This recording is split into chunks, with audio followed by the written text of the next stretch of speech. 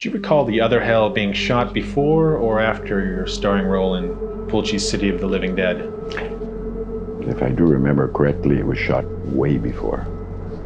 And it was done in that period of time that kind of a sequel to the film The Exorcist, L'Anticristo. Anticristo is a film that my mother did, by the way, called Alida Val. She did that. It was a sequel to the film of The Exorcist, I'm quite sure. So 70s.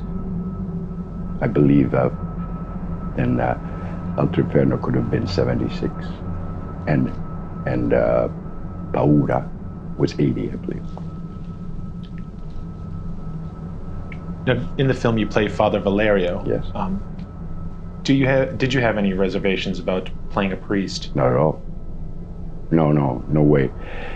The work at the studio that I did in London and in the States when I was there with Stella Adler brings me to be a versatile actor and do quite different kinds of roles. Probably also the fact that I had done hair years before, 70s, it could be hair. Whereas we did have problems with the censor, but not mainly because of the nude scene. There was a nude scene in hair, which was quite a symbolic kind of nude bodies, but very, very Children of the Flowers and kind of thing.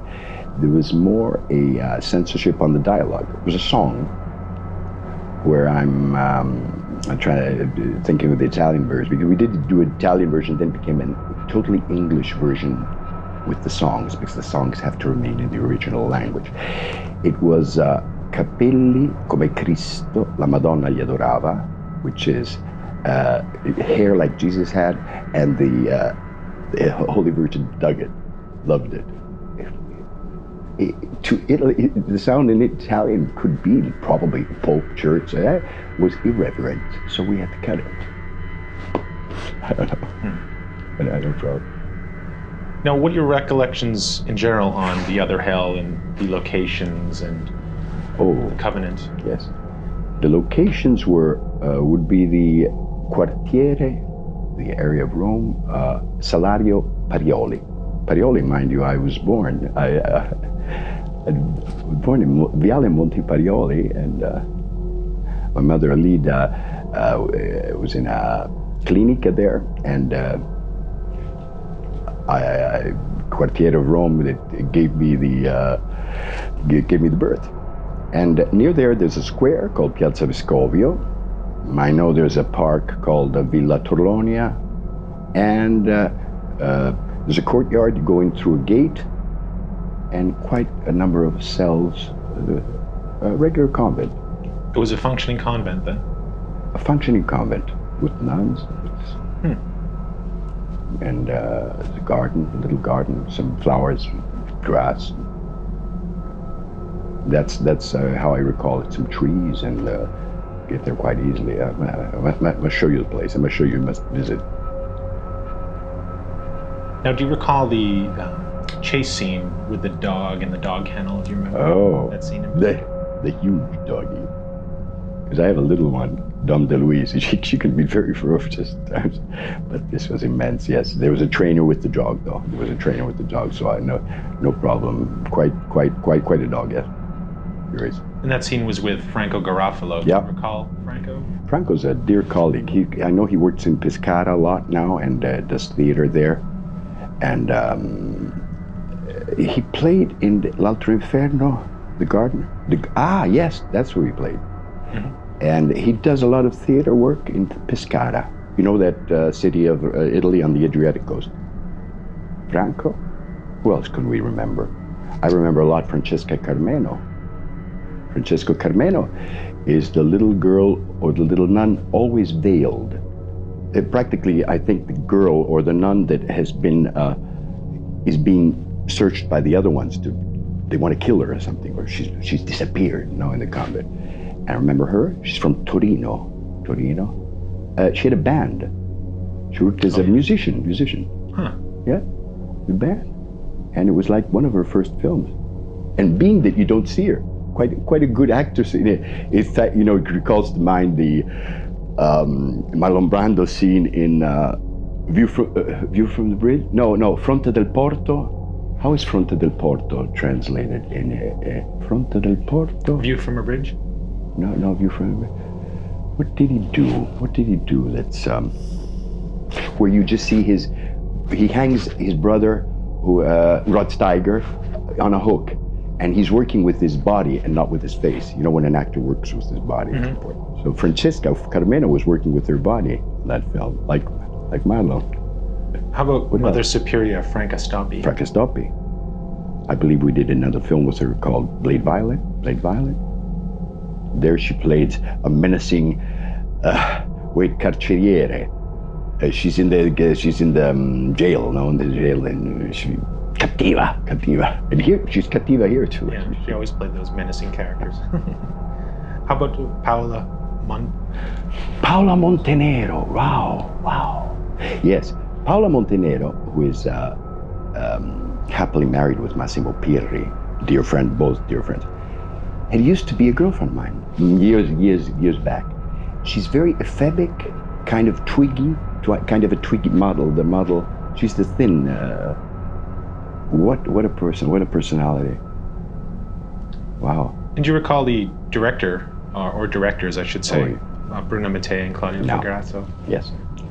Both of them had done a lot of work on the way. I believe Bruno is responsible mainly for the moviola work too.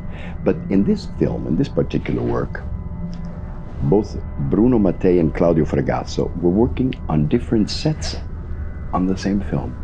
In fact, whether Bruno would be shooting with me on one sequel, Claudio would be working and preparing the next sequel, or even turning it.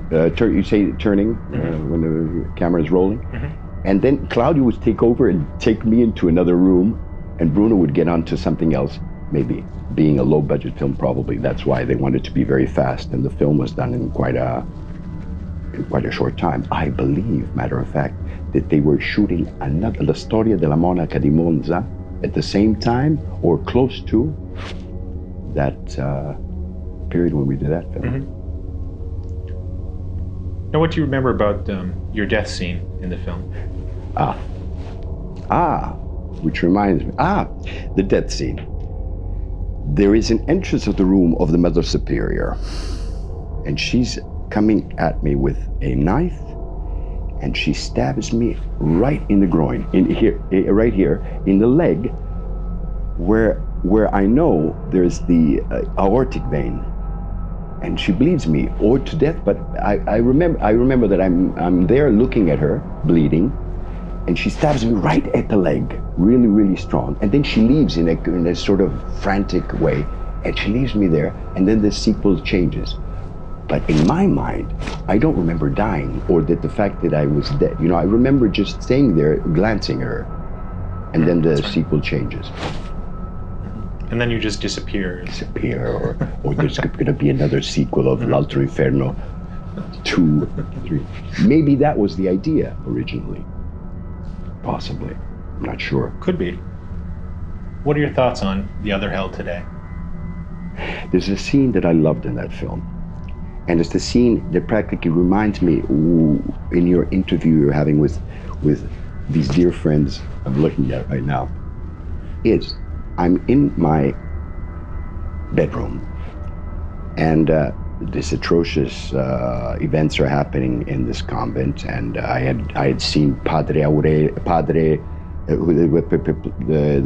there's the character that Andrea Aureli plays, which is the Father Superiore. We go to the Vescovo, and we try to get an ordinance. We try to get the orders to go into the convent as a research, to find out what's happening, where these disappearing of nuns, what's happening, what terrible things are happening. I'm in my bedroom, and all of a sudden there's a flash of light, and I can move a little bit, right? And I get up like this, and there's a light that right into me, like a flashing in the outside the window, as if there was a temporale or a lightning.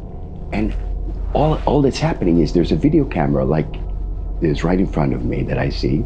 It's filming me. It's filming me in bed. Then the camera widens and takes in all this atmosphere. And it brings us back down into the basement. Probably it could have been Bruno's idea or Claudio's, I don't know, but quite a keen. And of course, I adored working in the film. It was quite fun. Good colleagues. Thank you. Thank you.